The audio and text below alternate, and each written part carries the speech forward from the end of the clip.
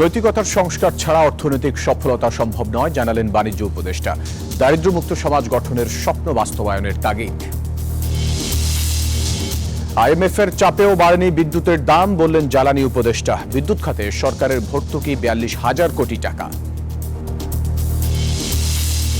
এবং রমজানে নিত্যপণ্যের বাজার নিয়ন্ত্রণে নানা উদ্যোগ, চাহিদার চেয়ে আমদানি কয়েক গুণ বেশি। খাতুনগঞ্জে কমেছে খেজুর, ছোলা, ডালের দাম।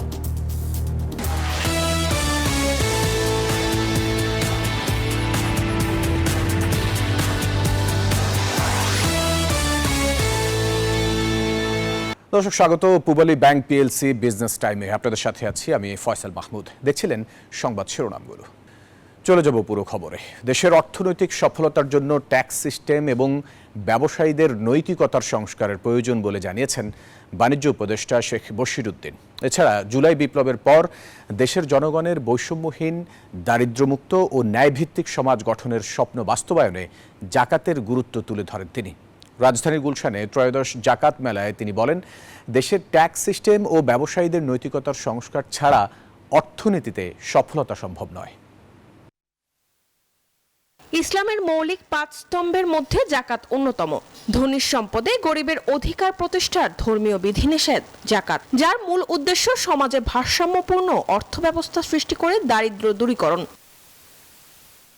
জাতিসংঘের প্রতিবেদন অনুযায়ী বাংলাদেশে ৪ কোটির বেশি মানুষ চরম দারিদ্র্যের মধ্যে বসবাস করেন। অন্যদিকে প্রতি বছর দেশে ১ লাখ কোটি টাকার জাকাত দেয়া হয়। তবে ব্যক্তিগতভাবে ও সমন্বয়হীন জাকাত আদায়ের কারণে বঞ্চিত থাকে নিম্নবিত্তরা। জাকাত আহরণ ও বন্টনের সমাধানে রাজধানীর গুলশানে অনুষ্ঠিত হচ্ছে ত্রয়োদশ জাকাত মেলার উদ্বোধনী অনুষ্ঠানে বক্তারা বলেন, জাকাতকে শুধু ইবাদত হিসেবে না দেখে তার সামাজিক লক্ষ্য, উদ্দেশ্য এবং ভবিষ্যৎ সম্পর্কে মনোযোগী হতে হবে। এক্ষেত্রে রাষ্ট্রের হস্তক্ষেপ চান বিশেষজ্ঞরা।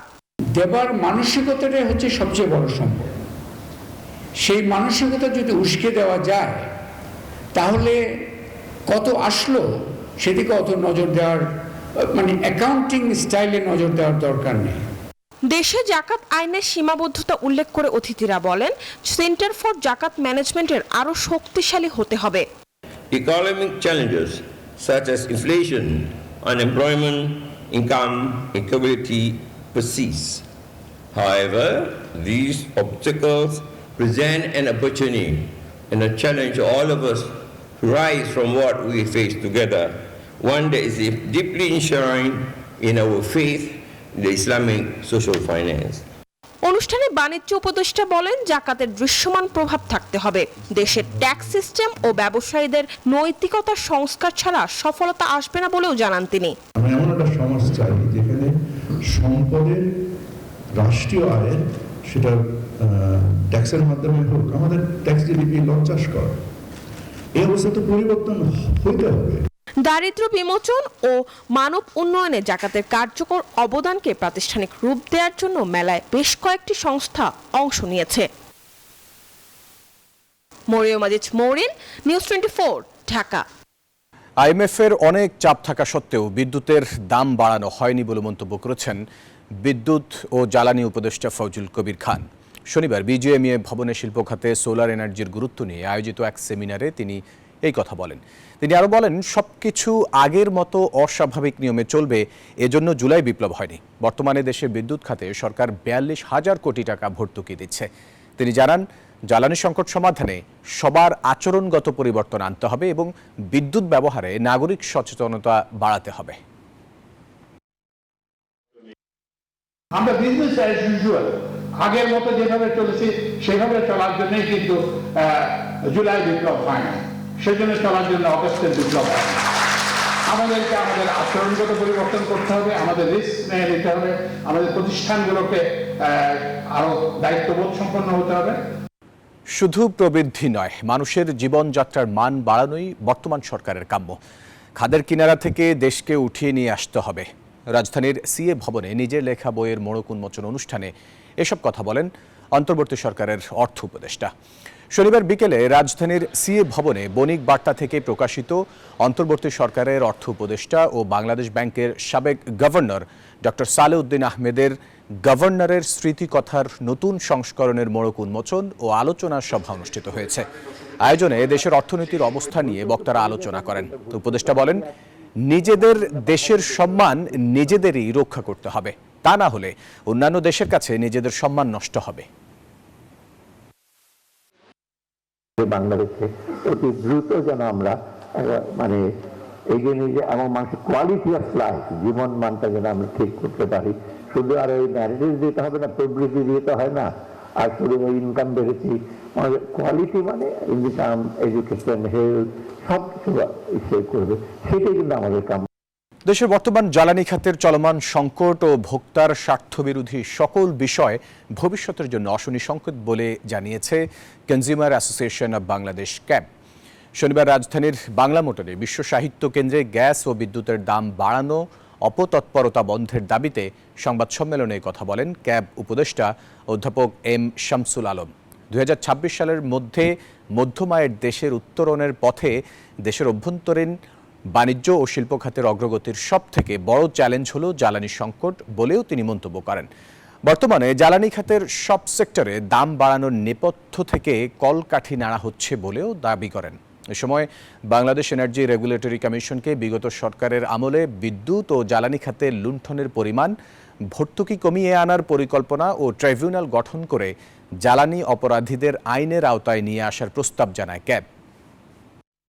ব্যয় বৃদ্ধি করেছে, দেশের যে রূপান্তর ঘটেছে তার চাহিদা অনুযায়ী তারা জ্বালানি সেক্টর নিয়ন্ত্রণে ভোক্তা বান্ধব নিয়ন্ত্রকের ভূমিকা পালন করবে।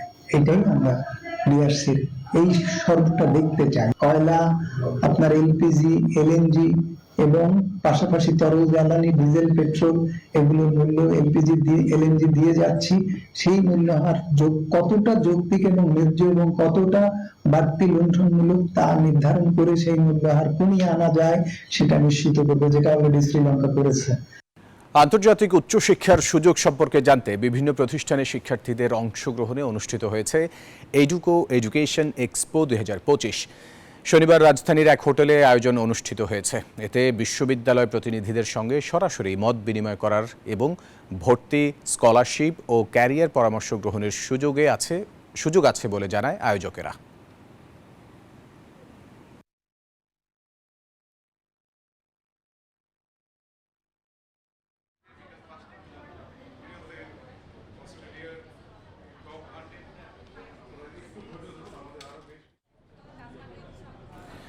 রমজানে নিত্যপণ্যের বাজার সহনশীল রাখতে চট্টগ্রামে বাজারে বাজারে ছুটছে ভোক্তা অধিকার ও জেলা প্রশাসন।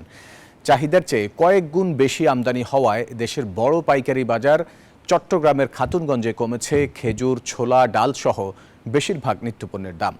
তবে খুচরা বাজারে দাম না কমায় দিশেহারা ক্রেতারা। দেশের বড় ভোগ্যপণ্যের পাইকারি বাজার চট্টগ্রামের খাতুনগঞ্জে পণ্যভর্তি ট্রাক, কাভার্ড ভ্যানের দীর্ঘ সারি ও ব্যবসায়ীদের ব্যস্ততা যেন জানান দিচ্ছে ঘনিয়ে এসেছে পবিত্র রমজান। এক সপ্তাহ পর রোজা শুরু, তাই ছোলা, ডাল, খেজুর সহ রমজানে প্রয়োজনীয় বেশিরভাগ পণ্যের সরবরাহ বেড়েছে খাতুনগঞ্জের পাইকারি বাজারে।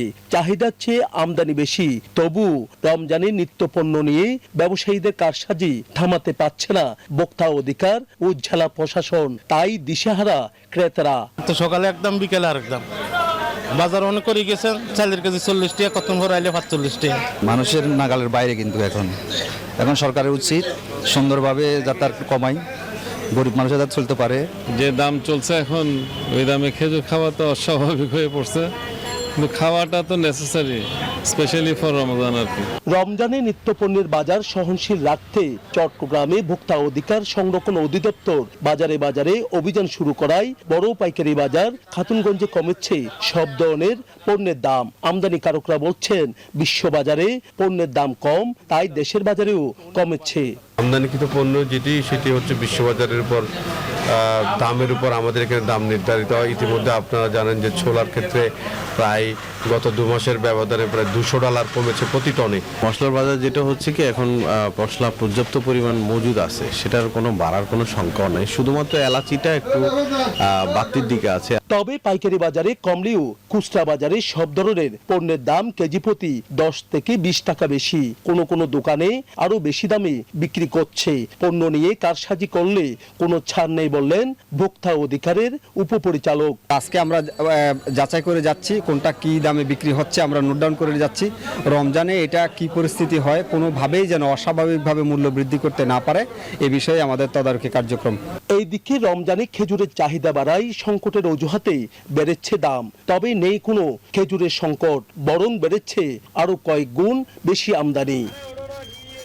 নয়ন Barua, Joy, News 24, Chattogram. Pubali Bank PLC business টাইমের সময় হলো একটা বিরতি, ফিরছি আরো খবর নিয়ে, সাথে থাকুন। বিরতির পর আবার স্বাগত পূবালী ব্যাংক পিএলসি বিজনেস টাইমে। আমেরিকান ইন্টারন্যাশনাল ইউনিভার্সিটি বাংলাদেশের 22তম সমাবর্তন শনিবার বিশ্ববিদ্যালয়ের নিজস্ব ক্যাম্পাসে অনুষ্ঠিত হয়।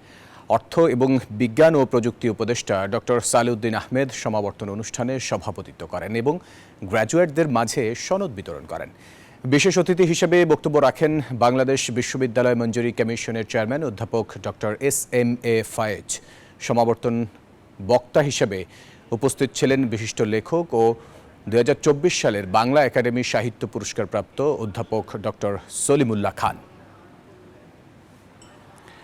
কম খরচে বেশি লাভ হওয়ায় কুমিল্লায় বাণিজ্যিকভাবে শুরু হয়েছে কচুরলতি চাষ। 12 মাসি কচুরলতি ও শসা চাষ করে দেশের চাহিদা মিটিয়ে রপ্তানি হচ্ছে বিশ্বের অন্তত 25টি দেশে।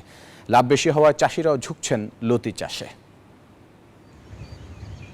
কুমিল্লার বরুড়া উপজেলায় কেবলমাত্র ধান চাষ করতেন কৃষক। উৎপাদন খরচের তুলনায় দাম কম পাওয়ায় ধান চাষ কমিয়ে দেন তারা। 2015 সালের দিকে কচু চাষে ঝোঁকেন চাষিরা। বর্তমানে পুরো উপজেলায় বাণিজ্যিকভাবে 3000-এর বেশি কৃষক কচু এবং লতি চাষ করছেন। রায়পুর, সিংহাসর, হরিপুর এইসব এলাকাতে সবচেয়ে বেশি আপনার কচু এবং শসা করতে আছে। মালামালের একটু দাম বাড়তি হইলে আমরা কৃষকের লাগে একটু সুবিধা। কম খরচে বেশি লাভ হওয়ায় কৃষকরা ঝুঁকছেন কচুর লতি চাষে। রপ্তানি হচ্ছে বিদেশেও। কাজ করে ছোট করবে আর কি, ওরা প্যাকেট করে বাইরে রপ্তানি করবে। ওমান, বাহরাইন, দুবাই এই বিভিন্ন দেশে যাবে আর কি। কৃষি অফিসার কেউ আসে, তাদেরকে যদি পরামর্শ দেয় তাহলে আমি মনে করি আরো তারা বেশ উপকৃত হবে। বর্তমানে বরুড়ায় 260 হেক্টরের বেশি জমিতে কচু এবং লতির চাষ হচ্ছে। প্রতি হেক্টর জমিতে 15 থেকে 25 টন পর্যন্ত লতি হয়। সময় ভেদে এসব লতি টন প্রতি 30,000 থেকে 80,000 টাকায় বিক্রি করতে পারেন কৃষকরা। Desk report, news 24। দর্শক, এই ছিল পূবালী ব্যাংক পিএলসি বিজনেস টাইমে।